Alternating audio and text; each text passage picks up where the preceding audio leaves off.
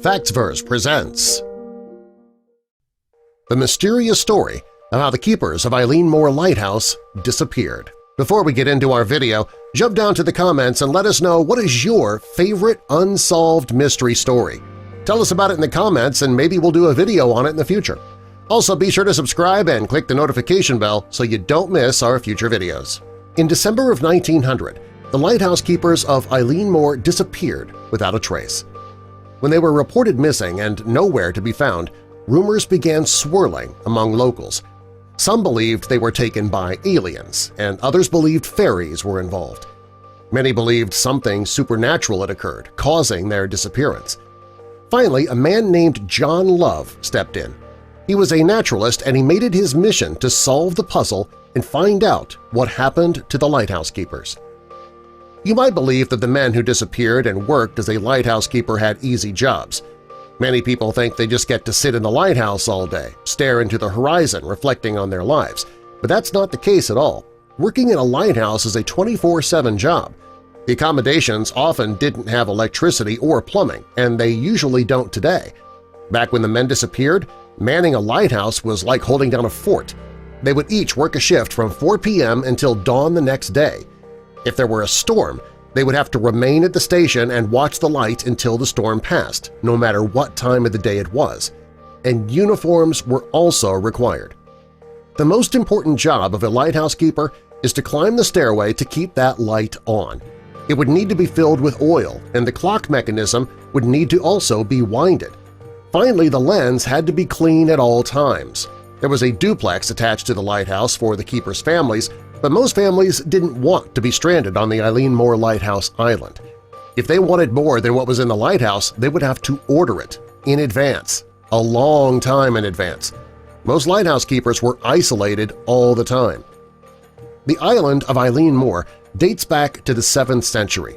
The locals believe the legend that St. FLANNAN built a chapel on the island where his followers could all live and worship together, and that's why the 7 islands around the lighthouse are called the FLANNAN Isles. The congregation believed in superstitions surrounding the island and believed that it was inhabited by fairies. The locals really believed in fairies, so they would perform rituals like circling the church on their knees. Finally, everyone was tired of the fairy folk, so the saint and his congregation decided it was time to leave. They'd leave behind the church and the sheep. Fortunately, there was enough grass for the sheep to continue grazing on. It all began December 26, 1900. A ship called the Hesperus was crossing the chilly ocean in the early morning hours. The ship's captain, Captain James Harvey, was crossing the Atlantic to the isolated islands known as FLANNAN Isles. The locals of Eilean Mor referred to one of the islands as Seven Hunters, and it's located northwest of Scotland. James Moore was also on board. He was on his way to the lighthouse to relieve the lighthouse keepers who were already there. Unfortunately, the weather was bad, and the men were not able to reach the lighthouse on schedule. They didn't arrive until 3 days later. Since bad weather commonly delayed lighthouse keepers, the men didn't panic over the men's tardiness. Captain Harvey often sailed back and forth from the mainland to Eilean Mor. Whenever he arrived on the island, there'd always be someone there greeting him at the dock. On this day, there was nobody there. Also, there was no flag on the pole. The captain slowly moved the ship to the dock's landing, but still there was nobody there. Captain Harvey was very confused, so he sent James Moore to look around. The captain assumed that because they were so late, the crew wasn't expecting them. When Moore stepped off the ship onto the island, he got a bad feeling. He knew something was wrong because it was too quiet. All he could hear was the sound of the wind and the waves. As Moore approached the lighthouse, he noticed that several things were off and out of place. First, the front gate wasn't locked, so he went right in and called out to the crew. He got no answer, so he called again. This time he heard only the sound of the gulls. His feelings of dread began to increase. His palms began sweating. His heart started racing.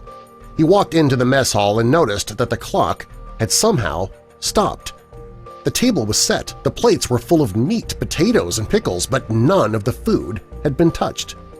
He found something else troubling. He noticed 2 of the 3 oil coats were missing from their places in the entryway. James thought it was odd that only 2 of the 3 men would take their coats outside.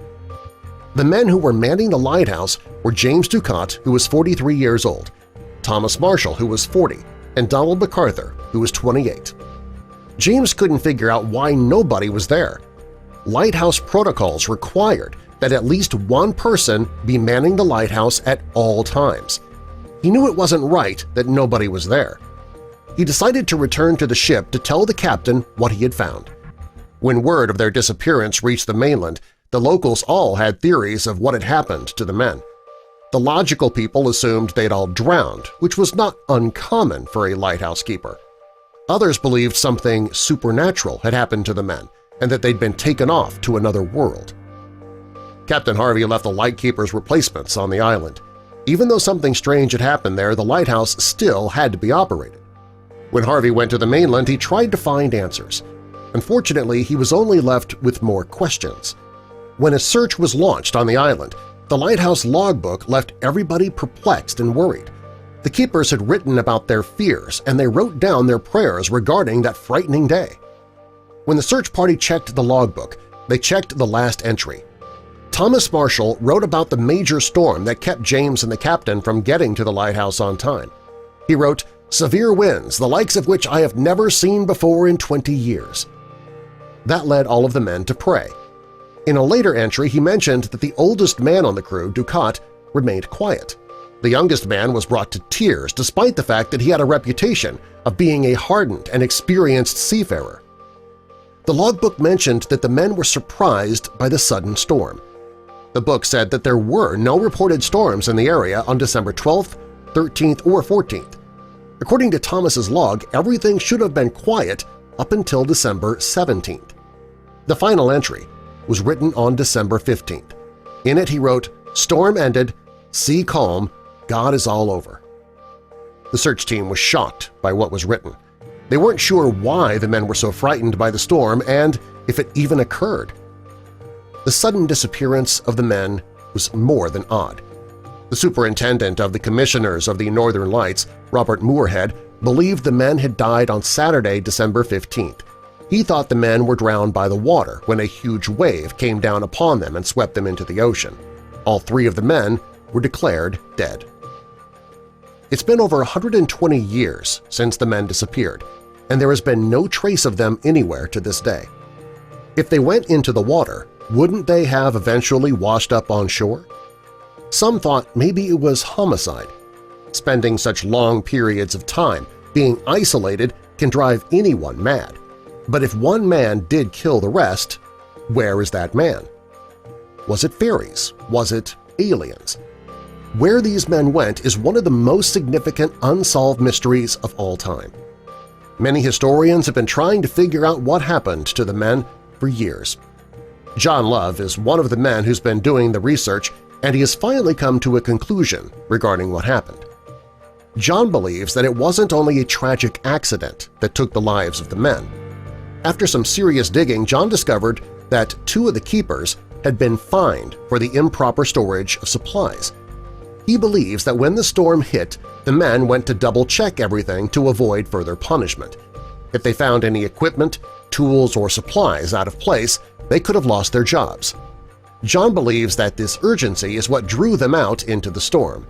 John thinks that two of the men ventured into the storm with their raincoats and were likely flushed away. He put his whole theory down on paper in his book, A Natural History of Lighthouses. John believes the details of the tipped chair and the abandoned meals were all made up. These rumors didn't actually begin until after 1912 when English poet Wilfrid Wilson Gibson published Flannel Isle, which mentioned those details. Love is sure that the details in the poem were made up to make it more interesting and mysterious. John is confident that it was the storm that took the men into the water. John says that there was nothing sinister involved at all, nor did the supernatural have anything to do with the men's disappearance. He believes they were just swept away by the abnormally rough seas. Through his research, John came up with a plausible theory. On a previous occasion, Thomas Marshall was negligent, and some equipment was lost at sea during a storm. He had to pay to replace it, which cost him 5 shillings. When the storm hit, 2 of the 3 men grabbed their coats and went to make sure that everything was in its place. When they didn't come back, the third man went out looking for them. He was breaking the lighthouse protocol to go out there and didn't bother to grab his jacket because he was so worried. John believes that Donald MacArthur was the man who went out into the storm to look for the other two. When he got outside, John thinks that he too was swallowed up by the sea just like the others. He would have had no idea that his friends had already been swallowed up by a giant wave, so he thought that he could help out. He had no idea what fate lied ahead. Another reason why John was so sure that this is what happened to the crew was that there were no animals on the island. When it was abandoned by the saint and his congregation, the sheep and other animals were left behind. When crews came in to start manning the lighthouse, there was no sign of any animals anywhere. Even though John believed he had solved the mystery and also published it in a book, the locals still believe fairies were involved. These people don't believe John's findings, and they're sure that the men were taken by fairies, to another world perhaps. Some believe that the men may still be living in that world. John's theory does make sense, but, well, it's boring. The fairy theory is more exciting. The mysterious story of how the keepers of Eilean Mor Lighthouse disappeared, it's not possible, but the locals strongly believe it. What do you think happened to the lighthouse keepers? Tell us in the comments, and subscribe for more.